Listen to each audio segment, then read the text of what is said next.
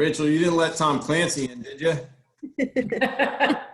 I'm already in. I'm already in.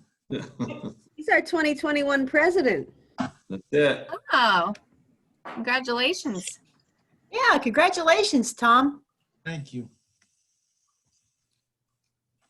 We're going to keep this market rolling the way it is, right, Tom, for the future? Absolutely. Good man. Ed's doing a great job getting us through what has been a wild year, though, For sure. for everybody.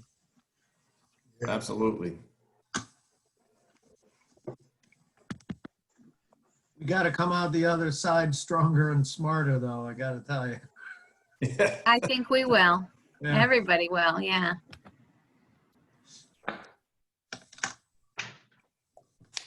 We're going to come out and revive the handshake. Getting calluses on my elbows. Yeah.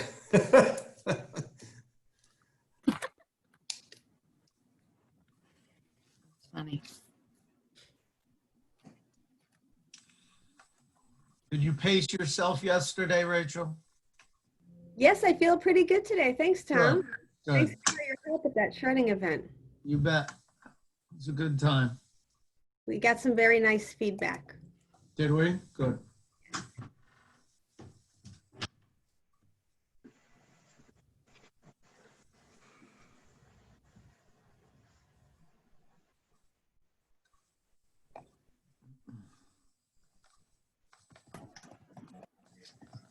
How are we doing?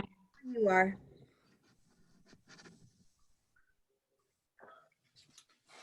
Just let me know on timing. I think we'll wait 2 more minutes and then we can probably get started. What do you think, Rachel? Sounds good. Okay.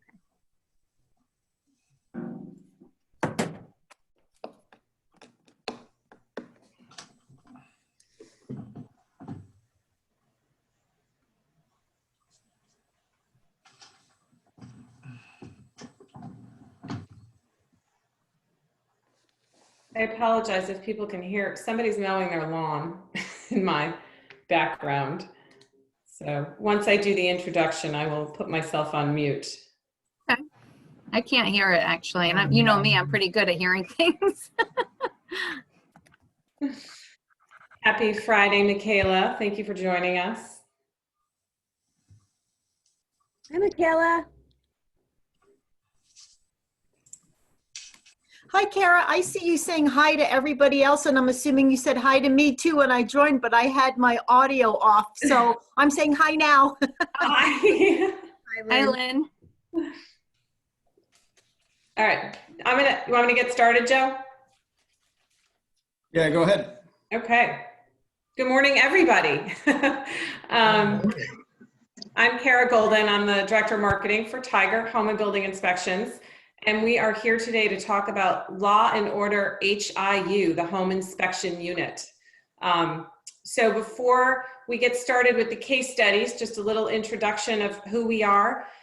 Joe DeLaurentis Jr., if you don't know, he's my brother. We're a Connecticut family business. He's going to be your instructor today for our presentation. He's a licensed home inspector for 26 years, and he also has his pest control license and also radon proficiency certification, and he has many, many years of building experience and renovations on top of that. So a few things about us as a company, if you're not familiar with who we are. We do commercial and residential inspections statewide in Connecticut, also in Westchester and Putnam, New York, and all the bordering towns in Mass and Rhode Island. We do inspections 7 days a week because you guys are out there working 7 days a week. And our office is open to answer your questions, scheduling, whatever it might be as well, 7 days a week. A couple things I think that set us apart in the market. One of the things is we have, for radon testing, we only use continuous monitors, the electronic monitor, and our members are certified. So it doesn't really matter until it really matters. And that, what I mean by that is when a client has a question, they can answer those questions. They are following the EPA guidelines. They know them very, very well in and out to make sure those tests are done properly and there is no question about the results. Also for wood destroying insects, our inspectors are licensed for that, and it's included in all your residential inspections. And then we have a number of inspectors with different specialties.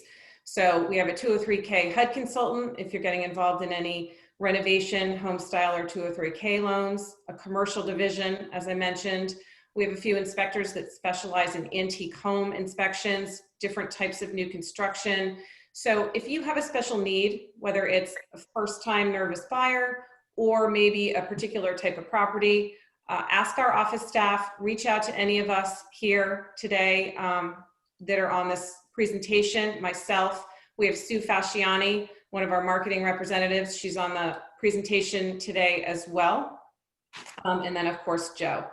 And just a couple other things when we get going here. We are going to, so this is an interesting presentation. It's a number of case studies, real case studies in the state of Connecticut. So after each case study, we're going to take your questions that are relevant to that particular case study. So please use chat. You can chat in your questions. Sue is going to read those and address them throughout the presentation. If there's any random questions or off-topic questions, we're probably going to hold those to the end. Feel free to chat them in or hold them till the end yourselves. It doesn't matter. We will address all your inspection questions, no matter what the topic is. Probably just wait till the end for some of those. And lastly, this is supposed to be a lunch and learn. So we always say you bring your lunch, and we'll bring the learning. And also at the end, we're gonna raffle off a $25 Panera gift card. So please stay with us till the end of the presentation. Take it away, Joe. Thank you, Kara. Welcome, everybody. So as stated, we're going to talk about law and order. It's we've played off of the old TV show, which our father was and still is, unfortunately, some days a big fan of. So taking some case studies throughout from the state of Connecticut. As we go through these, we consider it a presentation of conflicts. The idea behind it is to create discussion, and the outcome, hopefully, is for all of you to be better prepared for your daily actions. The presentations I've been doing throughout the last couple weeks are a little bit about what we've been working on with our staff as well. We've all been going bananas for many months now as this market has stayed so hot. And I'm working with our staff and talking to realtors about sometimes taking a step back and looking at your practices as we get crazy busy and remembering some of the things that may keep us out of hot water, as it may be. So the discussion part of it, please use the chat. It works really well. I'm sure you're all familiar because we're in such a Zoom world. Before we get too far into it, some quick review of COVID protocols still with us. Remembering that CTR, your Connecticut Realtor Association, has done a great job since the beginning, still celebrating the fact that they made real estate essential. So remembering that, here's some of that getting back to our practices. They're still stating that when participating in home inspections, only the inspector, the principal buyers, and their agent should be present. Out in the field, I see some of this relaxing in many ways, which is fine. However, you may run into that errant seller who's pretty strict about what's going on in their property. So we need to be prepared to acknowledge what CTR is directing so that sellers continue to allow us into their homes for show, etc. We all know that masks are required in general public, and that holds true for being in people's properties. Our approach is to wear them outside as we meet and greet people, and potentially, if everyone's comfortable, not wear them on the exterior. We're up on ladders and working outside and such, but certainly inside the building. CTR also recommends that people entering the houses for work, employees or independent contractors, wear gloves. Again, we kind of go site specific on that. What's changed? Office procedures. We do have a discussion with people about whether or not they are going to attend the inspection. And then, of course, talk to them a little bit about maintaining the typical social distancing. It's a little bit difficult when people are expecting to be literally right over your shoulder in an electric panel or a heating system with some of those ways that we used to be able to practice home inspections. Still giving them all the same educational value, just with a little bit of distance. Our inspectors are continuing to sanitize their gear, their tools, et cetera, when going from house to house. And of course, we've provided them with personal protection equipment to keep everybody safe. Access is very important, though, always important, but during this time, you'll notice the bottom bold, we want to reduce return visits to property. Again, trying to keep those sellers happy for the amount of times people need to come back to a house. So remembering some of this stuff seems really common sense when you put it on the screen for a few bullets, but heating and cooling equipment should be made accessible, clear out all that storage and such. Maybe there's a screwed in panel that blocks the furnace in the attic or some such. Attic accesses, we don't want to be touching sellers' clothing and personal belongings any more than they want us to during these times. So just a quick reminder to your listings when it's coming close to home inspection time, where's your attic? Where's your crawl space access? Can you make sure that all that storage is cleared out so that the inspector can get in there with ease? Perimeters of garages and basements are where we perform that wood destroying insect inspection that Kara mentioned.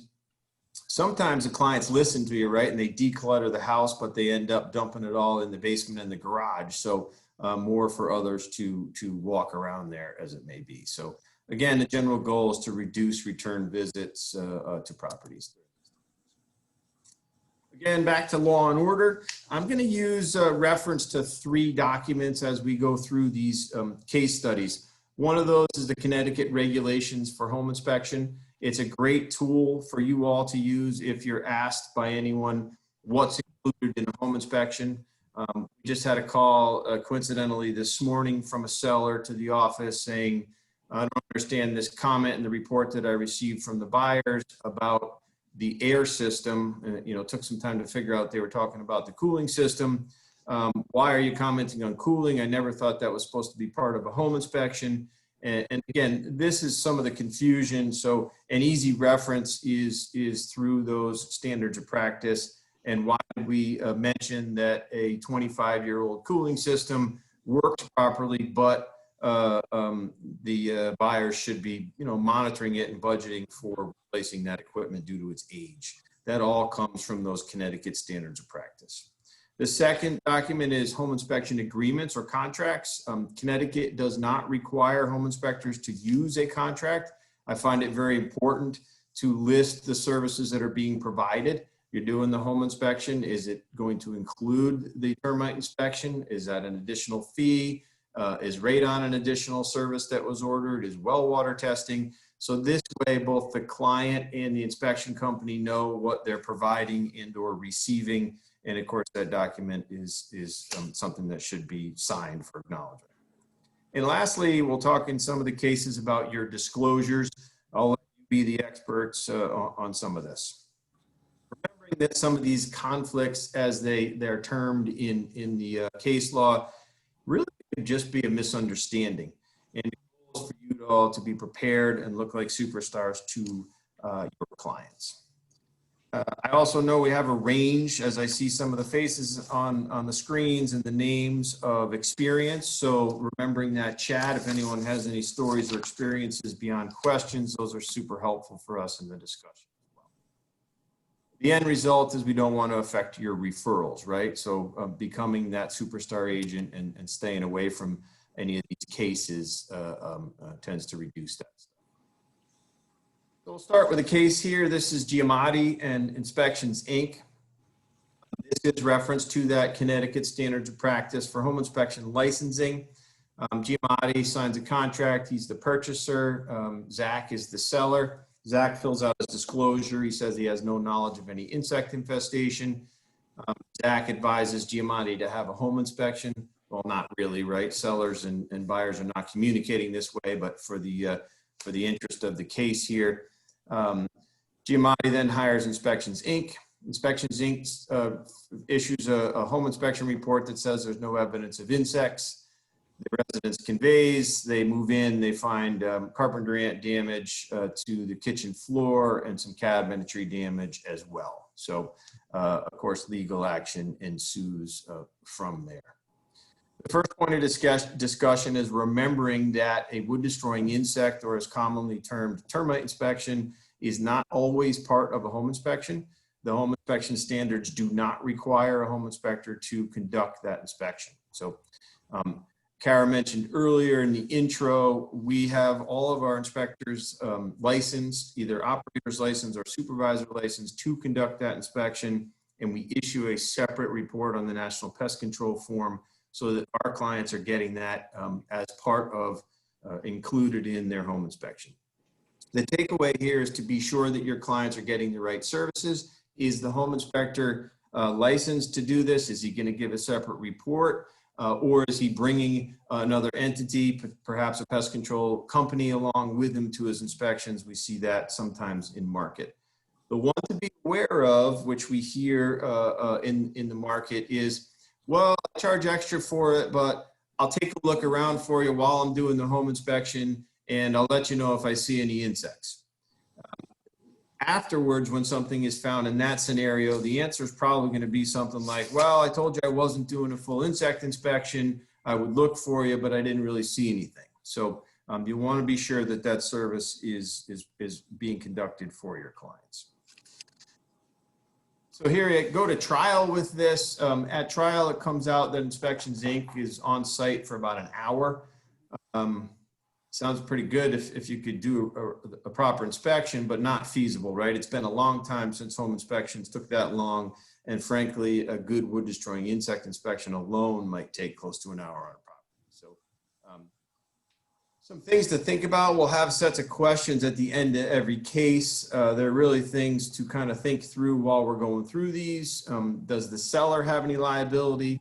We don't always know, right? A seller would have to be knowledgeable of the conditions for insects or have seen insects. Maybe they did, maybe they didn't. Carpenter ants can certainly live in a wall cavity that's wetted in many cases and have a colony outside. Sellers may not know. So we don't really know on that one. The agent have any liability? Oh, none of these cases, right? We never want to have the agent have any liability. The inspector in this case, well, potentially, because he was only at the property for an hour. I would say that he did not do a good job if you see someone getting through a house in an hour, and specifically if they're including that wood destroying insect service with their home inspection. So what does the court say? They come out with a verdict that says Zach did misrepresent the property on some other issues. This was a big case when we kind of peeled out this insect portion of it. On the insect side of things, they had no knowledge of any infestation, so effectively they were off the hook on this specific portion of the case. Another quick takeaway for you on wood destroying insects, remembering the age-old question of are they active? Difficult for a licensed individual, pest control individual to tell that in many situations because of seasonality and or damage that could be occurring. So carpenter ants can be very active early spring, fairly dormant as it gets colder. And as I said, they could certainly reside with a main colony outside in a tree stump and a subcolony in a wall of the house. So you're not always going to see them when you're there. The answer to all of this for termites, carpenter ants, et cetera, is you have to check the history of treatment. And when doing so, you should be sure that that treatment is specific to the insect that's been identified. So sometimes people say, well, we have someone here once a year, so yeah, that termite stuff's not a problem. And I think many of you know that termite treatment is expensive and very specific. So that yearly preventative is not truly a termite treatment. And then warranties can carry over if people continue on with an insect service. Court found the broker had no liability, which is great. And then Giammetti settled with Inspections Inc. prior to the trial, so we assume that he took some responsibility in that case. Anything coming in on the chat for questions, Sue? No, I don't have any questions on chat. Does anybody have anything? I guess we can keep going on, Joe. Experiences? Yep. Pardon me? All right, we'll move on to Shearn and McGinnis. This one is somewhat topical as we move from fall season here, heading towards, dare I say, winter.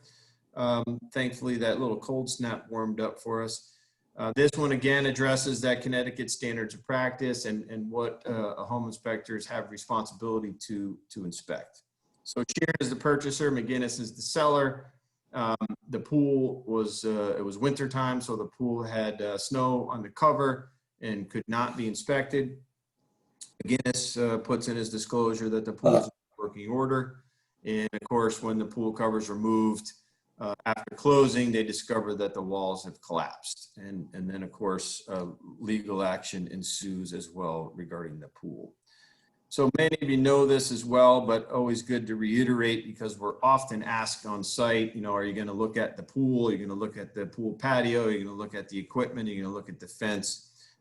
The Connecticut home inspection standards specifically do not include the pools as part of a home inspection. So this is a great one. If you don't already, make sure to have a good pool service on your list of service providers to provide to clients. Remember seasonality. The reason why I said this is a good discussion right now is if you're taking a new listing around this season and they're getting ready to close up the pool, it's advisable to have that done professionally. Maybe your homeowner's handy and they do it every year, but have it done professionally. Maybe have that seller pay for an inspection or a letter to go along with closing that pool up. It goes a long way for a buyer client in the winter time to know that there's some acknowledgement of the condition of the pool from a professional, rather than what are we going to do? I'm going to ask my attorney, how do we protect ourselves? Nobody knows what's going on underneath that cover. So in addition to that, a couple other things that are starting to occur on winterizing: lawn irrigation. Many people are curious about lawn and irrigation, and it seems to be more as we've seen this wave of folks coming out of the cities and moving up our way. They're curious about the lawn irrigation. They've never had it. How do we know it's going to work? Well, if it's already been winterized and it hasn't been done professionally, it leaves another one of those question marks. So same exercise, right? Get a letter from that irrigation company saying we closed it, we blew it out, we tested it beforehand, or some such like that. And the last one of those that could occur is air conditioning. You all know people wonder about the cooling system. We're not able to fully inspect it. In other words, we can't turn it on in the wintertime. However, we can still visually go through the system and date it and look at the apparent maintenance of it in the past. So getting some sort of letter on service from that cooling system is very beneficial for. Back to our case here. You think McGinnis, something to think about there? Did he bear any liability? How about the realtor in this case? I would say no, unless he or she have been at the pool sometime and seen it collapse, then I would say no. The home inspection should have included a more in-depth examination. Well, no, only if someone brought in that pool expert to have the pool inspected. We'll move on to what the court said. Oh, they ended up checking with the prior service company. It's unlikely the seller did not know, because once they got to that swimming pool representative, they found out that the failure had been going on for over a year, and it was hidden by the seller. So, would have helped in this case to, even if you didn't have specific records, maybe just find out who services some of these items, and clients can get in touch with those folks to get some information on the systems. We had, probably been almost a year ago now, reading through the service records on a boiler in a property, and 2 services prior to the most recent one, there was a very specific note: boiler needs replacement, in capital letters. So sometimes just reading the service records acknowledges a known problem that the sellers didn't represent appropriately. So thinking through some of these. So I do have one question that came in. It's kind of related because we're talking about how pools really aren't included in the inspection. The question is, are the following items included because they're detached parts of the house, such as sheds, outbuildings, detached garages? So technically, no, the way the standard reads, the detached garage, I would think would be the first one that would be considered part of the dwelling. Kind of depends on if it's the primary parking garage or if it's some outbuilding, you know, in the backyard or out in the field or some such. That's the way specifically the licensing reads. In our company, we try to ask some of these questions up front. We include a little garden type tractor shed, as we call them, along with our services. When it starts to get to be the size of a one-car garage and it has power in it and things like that, an overhead door that needs to be tested, we do have some additional fees for some of those things, and we discuss those with our clients.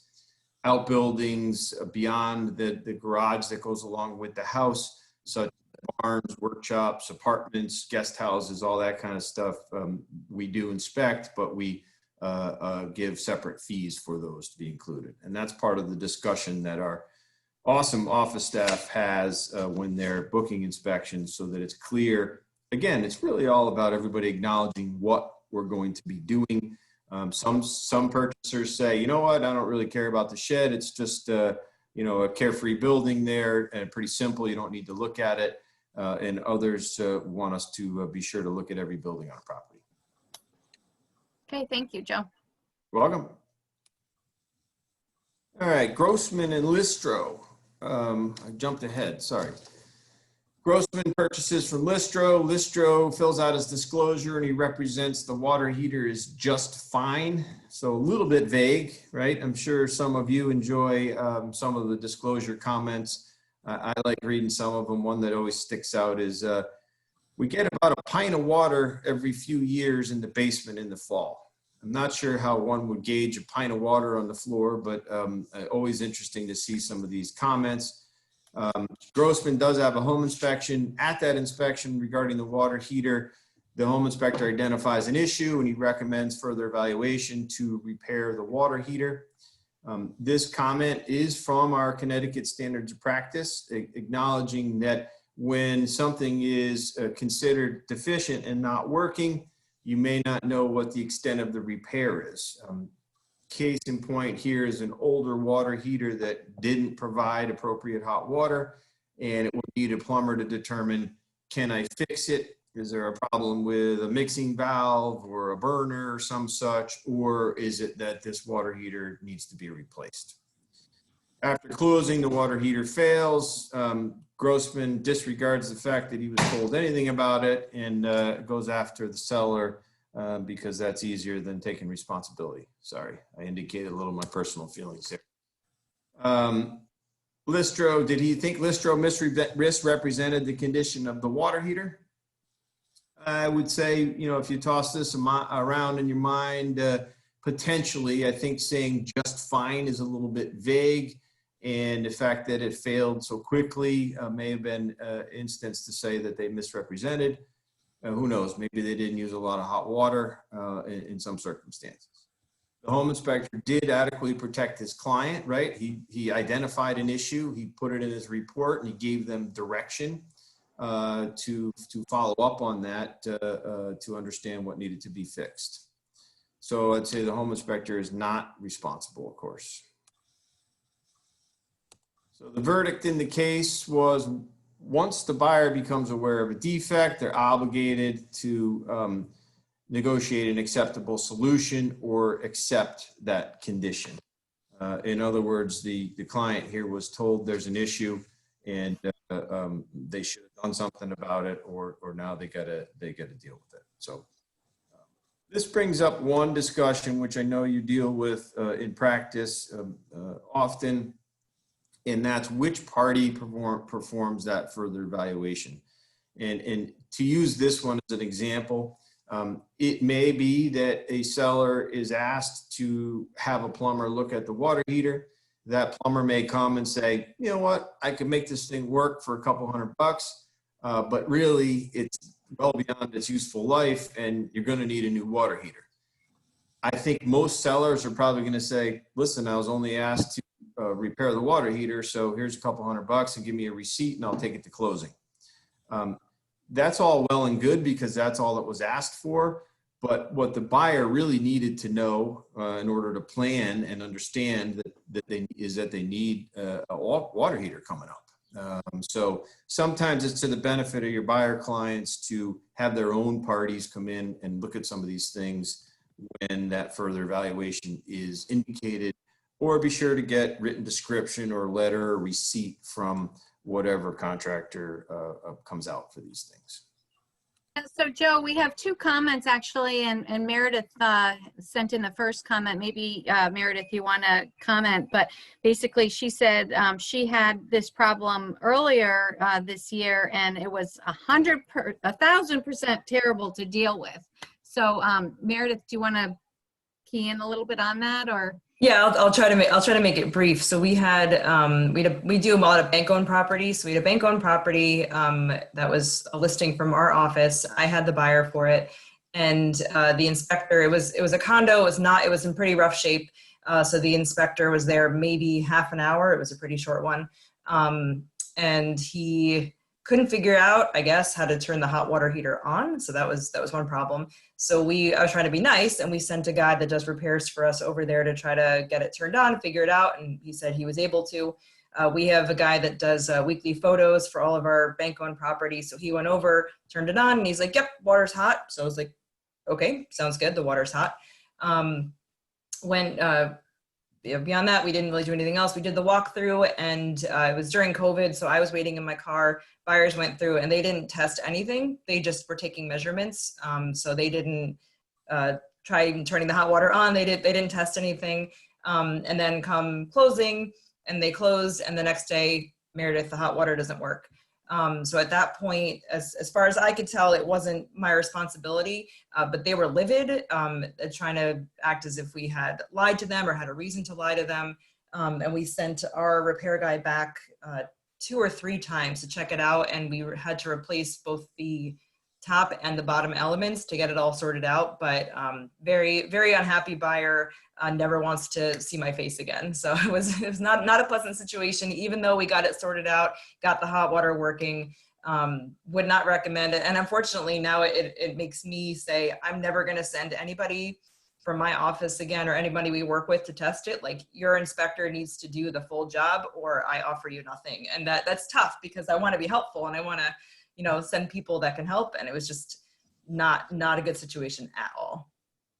So that was my story. No, that's a good case study. And there's a couple takeaways from this. I was going to ask you what kind of water heater, but you answered it for me. So electric water heater that's turned off. I understand in bank-owned properties or vacant properties, it's easy for me to say, but hard in practice to make sure. Properties should be prepared for inspection. It takes a long time for an electric water heater to heat up. If we arrive on a site and an electric water heater is turned off, the first thing we're going to say is, it's off. I don't know why it's turned off. Can you find out for me if we're allowed to turn it on, or give me permission? At that point, I would turn an electric water heater on, or a self-igniting gas or oil water heater. We would not, however, light any pilot lights for any gas appliances. I understand the inherent risks in lighting pilot lights. We don't know why they were off. And if there's an issue with it, then we or our insurance company own that issue. Great story though, Meredith, about what to do next and confirmation of it working. You get a professional out there who's going to give some written receipt. Yeah, I turned the water heater on. Here's what I did to test the water heater, or have that home inspector come back once that water heater is either repaired or turned on, whatever the situation may be, to complete it. So I would say, if I ran into an appliance that couldn't be turned on, another important item of discussion would be, how old is it? Just simply know to some of these appliances, you could say to the client, here's your worst case scenario, Mr. Buyer. We're not able to turn this appliance on, but I also know that it's 15 years old and it's a 6-year warranty water heater. So plan on putting a water heater in at some point in time, whether it's the day you move in or, you know, a year into your tenureship here. So good, great conversation. Thank you, Meredith. A couple comments, Joe, that came in, which is kind of to point that about the home inspection really is, you know, how the condition the home is the day of the inspection, because two people, Lynn and Michaela, actually had situations where Lynn had a water heater that was working fine during the home inspection, but when they did the walkthrough, they found that it had been turned off. And when they turned it back on, it actually had stopped producing hot water. And Michaela had something similar with an air conditioning unit. They both ended up delaying closings just for a few hours. I guess one got a seller's credit. I'm not sure. Yeah, they both got a credit from the seller at the time. So. Yep. So, and that's why we have so much documentation in our reports now. Our company practice for water heaters is to fill a tub if there's a tub on site, or run a lot of hot water in a shower if there isn't a tub. And then we, you know, have to write down the temperatures and what we did on site for that. Just to as was mentioned, it's the conditions on the day of the inspection to document those things. So same goes for air conditioning. We give temperature differentials on air conditioning equipment for the same reasons. So, yep, another good point. Great. Anything else? Nope, you can keep going Great. if you want. Thank you for the feedback. So the next case is Sabo and Zacarola. Sabo is the purchaser, Zacarola is the seller. In the disclosure, it states that there's no drainage problems. The listing agreement states that there's hardwood floors. After closing, they discover that the floors are plywood subfloor and not hardwood floors. There's a drainage issue. That's kind of how the things unfolded here. They had a leak at a sliding glass door from a rear drainage issue in the yard. And when the carpet got wet, they peeled it up to dry things out and realized they didn't have their hardwood floors that they were planning on. The broker in this situation testifies that they wrote the listing hardwood floors because that's what the seller told him. Sabo declined to have a home inspection. Do you think this eliminates any of the broker or seller liability?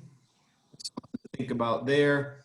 I think many of you, maybe someone will hit the chat with a story about hardwood floors. I've done this presentation for many years in person, and there's usually some hardwood floor commentary. Zacarola, the seller, I would say, has some financial exposure. If they stated there was hardwood floors there to the broker. And hard to say about the broker, right? You're all protected, as I understand it from conversations in the past, when you put this information in the MLS, that it came from the seller or some such place that you obtained it to protect you.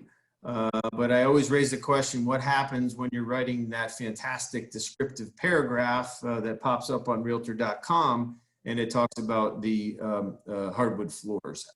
Does the MLS protect you on that side of things as well or not? Great discussion to have with your company attorney, if you have one, or maybe your favorite local closing attorney on how to handle this kind of stuff.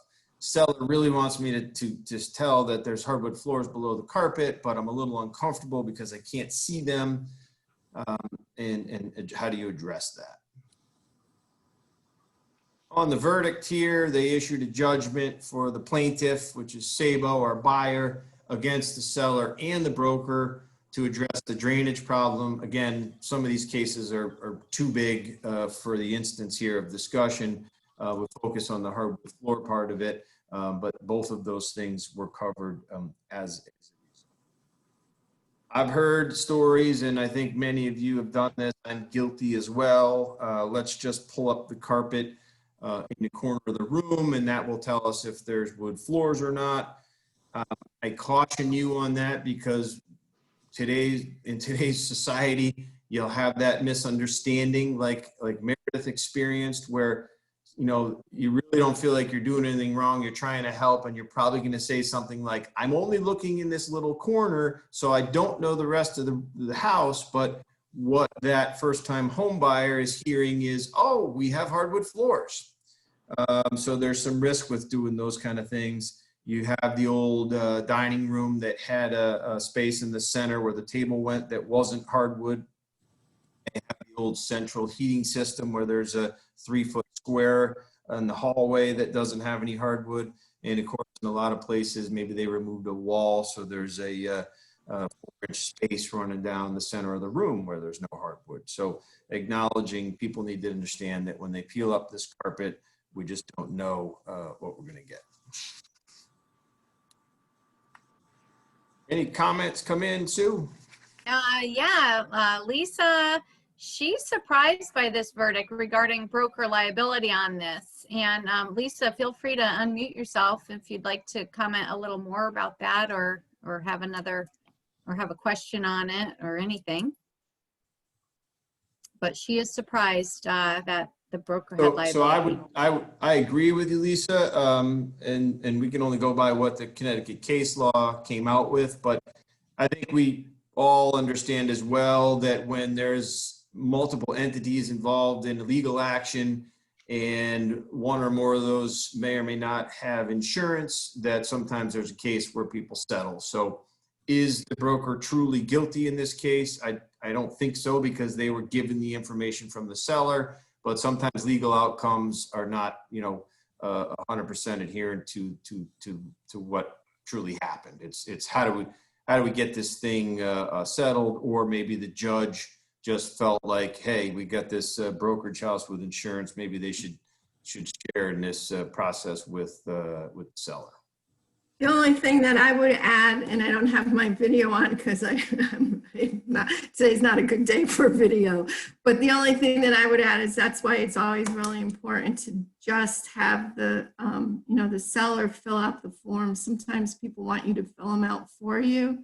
Never do that, because it's really their comments, not yours. So, that's just a caution. Fantastic. Very good point. And I think even to your point, sitting with them and them speaking and you writing is probably just as dangerous, right? So have them fill the stuff out, let it be their words. And listen, in the instance that we talked about, maybe you could just write something like seller reported, hardwood under the carpet or some such like that. Or maybe the real advantage would be tell the seller, let's peel that carpet up and get the hardwood floors cleaned up and we can sell the house easier, right? Yes. Thank you. So Joe, Great. before we probably have one more, we have a chance for one more case. We have time for one more case, but I do want to say for the raffle, if you don't have your name on your identity, if it just says, iPhone or something, maybe you could just put your first name in, because I have written everybody's name down, and then Rachel, I'm going to ask you to pick a number. So if you don't mind, because I have like 2 iPhones, so I can't just say iPhone is winning. So if you wouldn't mind doing that, if you want to be in the raffle. Thank you. I thought the incoming president automatically won the raffle. That'd be nice, so we can vote on it. So remembering the takeaway from these things is to create the discussion, which we've done a little, create that thought process, but the takeaway should be how do I protect myself and my clients in the future for something like this? When you hear from that client, yeah, we put the vinyl siding on because we didn't feel like painting anymore, but the cedar shingles behind there are really in good shape, right? So some of these things you can prepare for. No, we do have one more question, actually. Comment from Lynn about hardwood. She had a situation. Yeah, she had a situation where her buyer was told that there was hardwood in the living room and dining room by the listing agent, who was given the information by the seller. When the buyers moved in and removed the carpet to refinish the floors, there were no hardwood floors. Her buyer actually threatened to sue, and the listing agent ended up paying for wood floors to be installed. Wow. Yeah. Wow. I love these situations coming in because they're real life to us here, you know. Well, that's the part of the experienced folks that have something they can share with everyone. That's the idea here, is to generate these conversations. So great. So we'll do one more case here, and then we'll have time for any final questions that may come up. This is Ciarlo and Harlamon. Carlo purchases from Harlamon. Harlamon had recently purchased the property and at that time had a septic inspection. In that septic inspection, it reported a high probability of failure. Harlamon then filled out his disclosure and checked the famous unknown box. Ciarlo does not have a septic inspection. That's important there, that third bullet on the right side. So Ciarlo waived an inspection. Do you think this precludes him from recovering any damages? Something to think about there. Does the old adage of caveat emptor or buyer beware hold true in this case? And also think about Harlamon. Does he bear any liability? I think that one doesn't require much thought. We know that there's a history of him being told of a problem and he inaccurately checked the unknown box. And the septic company, they don't have any liability, right? They were working for Harlamon on a prior transaction, have any responsibility to record that information or provide it to a new buyer. So first thing to remember here on septic is, again, something we're asked about quite often. For those of us that work in a septic market all the time, it's common sense that the septic is not part of the home inspection. But we still have clients who assume that that's going to be the case. And again, it's not in our licensing standards. As many of you know, it's an entirely different license. And that also includes that infamous dry well for the water treatment system. That's part of the sanitation or sanitary license responsibility. If you run into an instance of the property where you're taking the listing and the sellers say, well, no, we haven't pumped the system in 15 years. It's not a problem. It works fine. Remember that having that pumped may be helpful. However, if the system is not filled up again or some septic inspectors get there to work for the buyer, and the answer may be, well, I can look at some things, but I can't do a conclusive inspection here because it's been recently cleaned and it's not full to capacity again. So some of these little things register for some of our more concerned buyers as, oh boy, why did they pump it? Was there a prior problem? What happened? So my answer to that might be have the sellers have a septic inspection done along with that pumping to prepare the property for sale. That might be one easy way to handle it. And another great takeaway, if you're not already including it in your real estate practice, if you take a listing for a property with a well system, I suggest that you immediately try to figure out if there's a treatment system in place and where does that treatment backwash.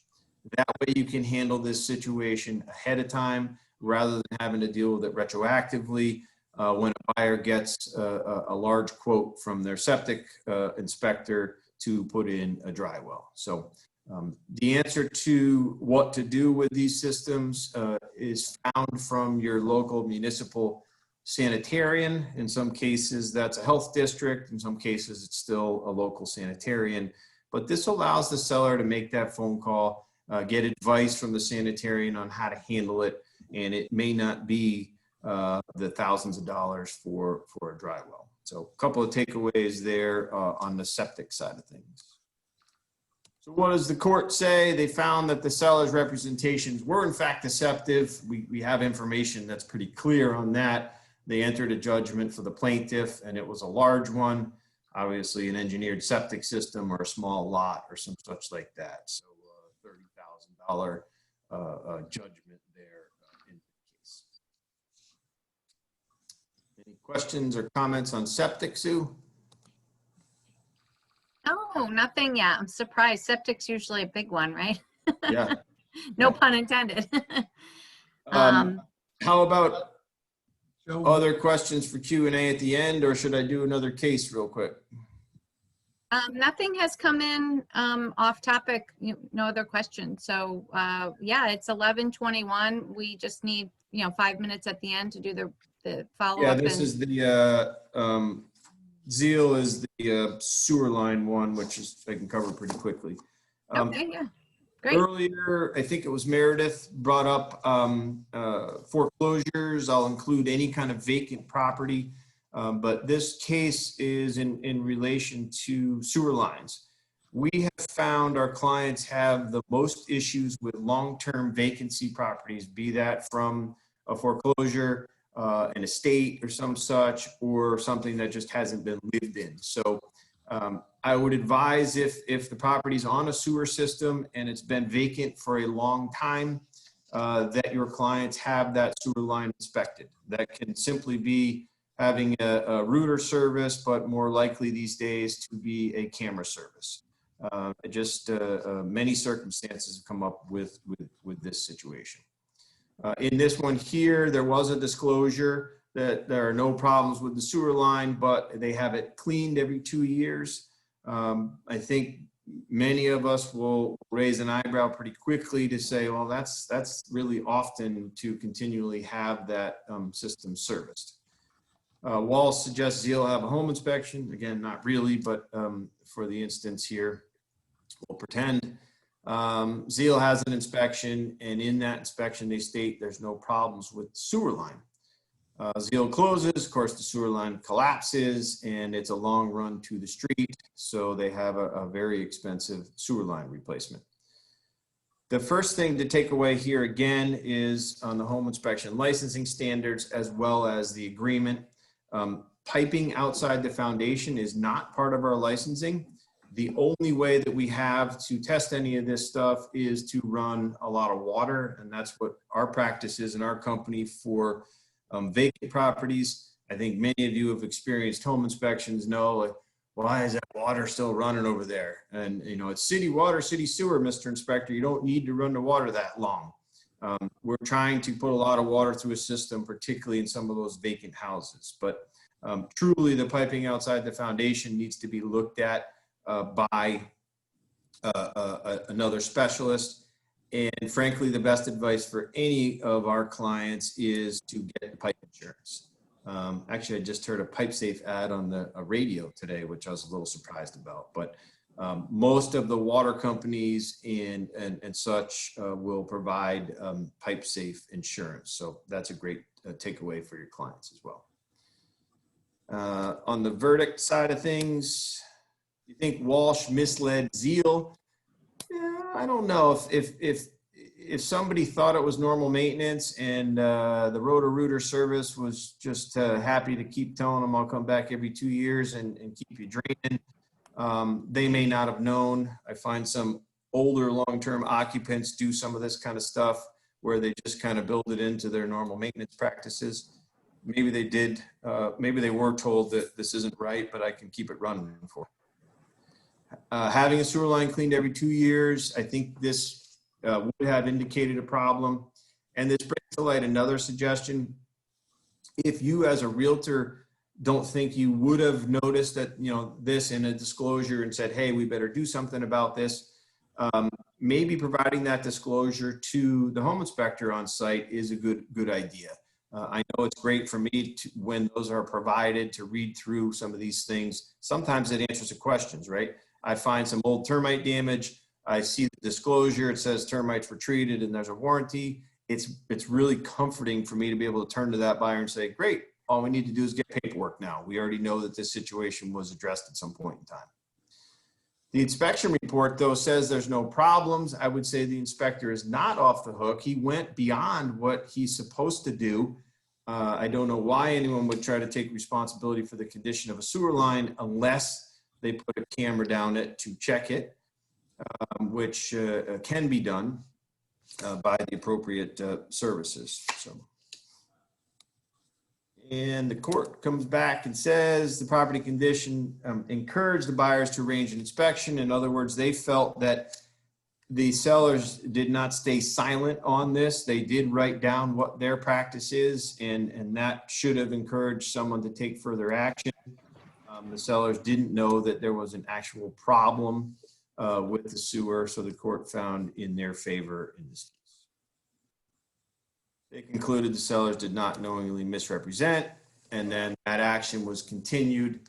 The buyer is pursuing the inspection company because of his statements in the report. So sometimes going beyond what your licensing is can be a disadvantage, as in this case there. So one quick comment or question really, Tom. Wanted to know in regards to water softener, you know, a lot of times those backflush into the septic system and not a dry well. Is that mandated by the state or the town that it should be going into a dry well? It's mandated by the state health code, which governs the sanitation. However, like the building code, the local municipality has the ability to interpret that in their own way. So that's where we've found a great difference throughout the state. And for that exact reason, we don't make a strong statement as to how it has to be. We advise that they meaning the buyers or the sellers, consult with that local municipality to find out what's your direction.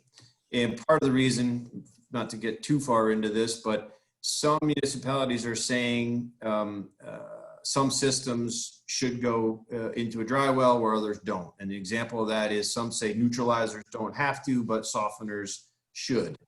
Others say it's all about volume of water. I'm not too concerned about the concrete deterioration specifically. You're adding water that wasn't designed to be in the septic system. So all systems need to go into a separate dry well. Others will allow some of these things to be drained into that gutter drain that terminates in the back of the property to daylight. So we see huge variation, which only makes it more difficult for all of us in everyday practice. So for sure up in Danbury, they basically flat out say, you know, this is the way the health code reads. Everything goes into a separate dry well. And many other health districts have the same opinion. Okay, thanks, Joe. Well, we don't Yep. have any more questions. We have about 1 more minute, so maybe we'll take 2 more minutes just because I do have the winner that I want to announce. Do you have to finish up with a summary, Joe? Yes, I'm going to buzz through this case. So remembering that I'm over clicking. The home inspection company you work with does matter. I've cited several examples of our practices. Having been in business a long time, we've learned some of these things from mistakes or issues and such. But remember that the people that you refer or your clients are working with should be fully licensed. That home inspection license also has an internship. In Connecticut, you are able to run a home inspection business under an intern license. So be sure that your clients are dealing with someone that has their full license. That would mean they've completed not only their 100 inspection internship, but also taken the final test and gotten a full license. Certification for radon, Kara touched on it earlier. I find this very important. It's the first question I ask when someone calls our office and says, I don't believe the radon test on this property. I want to hire you to do a confirmation test. EPA does not have any protocols for confirmation testing. What do you do with that second result? It's just going to end up in a mine's right, yours is right. The first question to ask is that individual certified, and what kind of equipment do they use? Was that equipment used according to the EPA protocols? This certification, sorry, I got to fly in here, is something that requires continuing ed, just like you all have to go to continuing ed. It's a little less, but it's 8 hours a year of review of radon practices. Supervisory license for wood destroying insect is valuable. Operator's license at least, so that one knows how to conduct that insect license. Insurance, don't always think of just the errors and emissions side of things. That is important for sure. But liability insurance, what happens if there's an individual on a property, be it the septic guy, the pool guy, or the home inspector, their tool falls on a vehicle, the house is damaged or some such. Workers' compensation, of course, covers people that may be injured on site.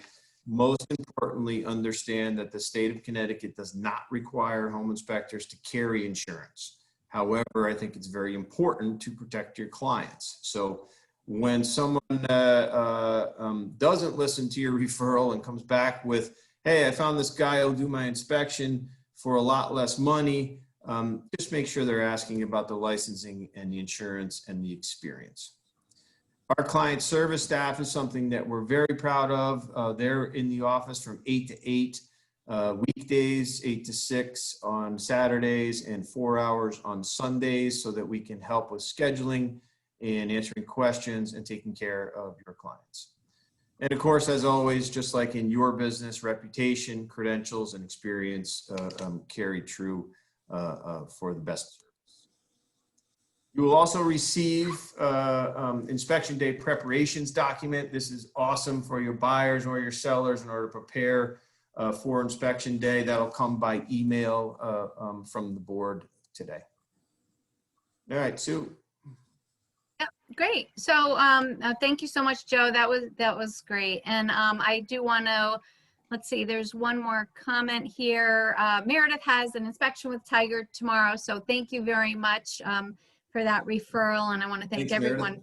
Yeah, thank everyone for your trust and loyalty and referrals. We really appreciate it. Please know Kara and I are here to assist with any questions, or anytime you guys have any situations that you want a little help with. We're here for that. Sue, can you forward this screen as an attachment? It's coming from the board. Oh, the flyer, we're actually sending it as an attachment. Yes. So that you should have that. I believe Rachel's going to do it today or right after. So you guys will have this for sure. And all right, so what I did was I wrote everybody's name down, put a number next to it. Rachel picked out a number which was 11, and Lynn Hubbard, you were number 11 on the list, so you won. Congratulations. We can't hear you, but you look happy. Thank you very much. That's unexpected. I'm not one of those people that wins things, so thanks. You made my month. Oh, good. And I do want to mention the board is also putting on October 15th, Parallels and Pitfalls. It's a great follow-up to this seminar. So Rachel already has it all set on the NHMR portal that you guys can go ahead and register for that if you'd like. We're doing it at the same time, 10:30 to 11:30. So hopefully you can join. And Tiger personally is going to be putting on 2 more seminars coming up, which those are on your screen as well. So keep an eye out for emails coming through from your office managers. Anything else, Joe or Rachel? No, I'm all set. Thank you all for your attendance, and I hope you enjoy the weekend. Thank you. Okay, congratulations again, Lynn. Thanks, Bye. guys. Bye now. Everybody. Good seeing y'all. Thank you. Thank you. You're Thanks, welcome. Bye, Sue. Bye.